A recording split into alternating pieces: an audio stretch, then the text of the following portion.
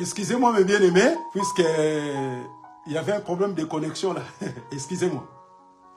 On est en train d'expliquer l'homme selon les cœurs de Dieu. Donc, c'est-à-dire les bien-aimés de Dieu. Donc, les bien-aimés de Dieu, la Bible dit que les bien-aimés de Dieu, c'est la personne de Jésus. Quand la personne, il y fait du n'importe quoi, il y prend des femmes d'autrui et il prend les Écritures pour se cacher, en réalité, cet homme-là, il est loin du Seigneur. Il ne connaît pas la parole de Dieu. Il n'est pas né de nouveau. Mais quand Dieu nous explique l'homme selon mon cœur, il parlait seulement de la personne de Jésus lui-même. Selon la prophétie. Première partie, c'est le Seigneur lui-même. Et on avait dit que maintenant, et cet homme-là, il va sortir de Bethléem. On a expliqué que Bethléem, là où David est né. Donc Bethléem, c'était parmi les territoires de Juda. Quand Jacob bénissait ses enfants, maintenant, là où on s'est arrêté, Genèse chapitre 49, le verset 10. La Bible nous explique ceci. Le sceptre n'éloignera point de Juda, ni les bâtons de souverain d'entre ses pieds, jusqu'à ce que vienne le Shiloh et que le peuple lui obéisse. Voyez? Donc maintenant, c'était déjà la prophétie de qui? De père Jacob à son fils Juda. Donc le père Jacob a déjà prophétisé en disant ceci. Donc c'est-à-dire, comme c'est le tribu de Juda qui a droit de porter les bâtons de commandement, des bâtons de royauté, donc c'est-à-dire, ces bâtons de commandement ne vont pas quitter Juda. Les bâtons vont rester, vont demeurer dans Juda. Or que celui qui devait être venu pour diriger, pour paître son peuple, il va sortir, il va être né à Bethléem. C'est pour cela qu'on a lu Michée chapitre 5, le verset 1 à 3. Que l'homme qui va sortir de Bethléem, dont son origine remonte aux temps anciens. Ah, on a compris que David, il n'est pas ancien.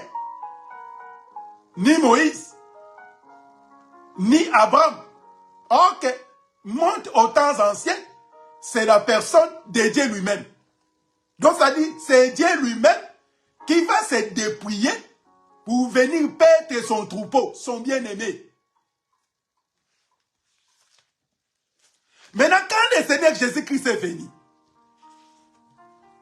Jésus est né où? On a déjà la réponse. Jésus est né où? Prenons nos Bibles. Matthieu chapitre 2. Matthieu chapitre 2. Matthieu chapitre 2, le verset 1. On va lire les Écritures. Matthieu chapitre 2, le verset 1. Jésus étant né à Bethléem, en Judée, au temps du roi Hérode. Et voici les mages de l'Orient arrivèrent à Jérusalem.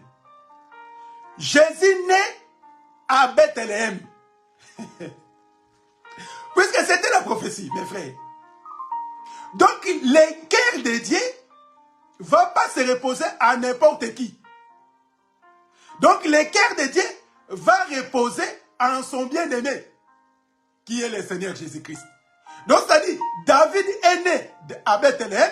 Le Seigneur Jésus-Christ aussi devait être né à Bethléem, selon la prophétie. Puisqu'il est la descendante de qui? De Juda.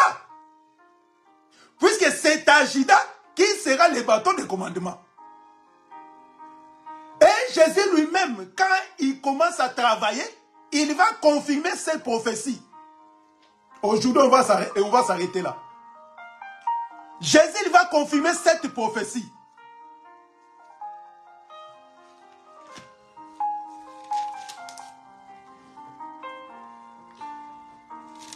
Jean chapitre 7,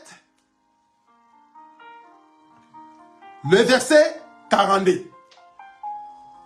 Aujourd'hui, on mettait un point virgule ici, et après on va encore revenir pour continuer sur l'homme selon le cœur de Dieu. Là maintenant, les écailles, ça commence à tomber. Quand ton pasteur il fait du n'importe quoi, il te ramène ses paroles, tu lui dis que tu n'es pas le Seigneur. Va se convertir, va demander pardon à Dieu. Va repentir. Il ne faut pas prendre les Écritures pour ton propre intérêt. Ça n'a rien à voir. Les Écritures n'ont jamais parlé de toi.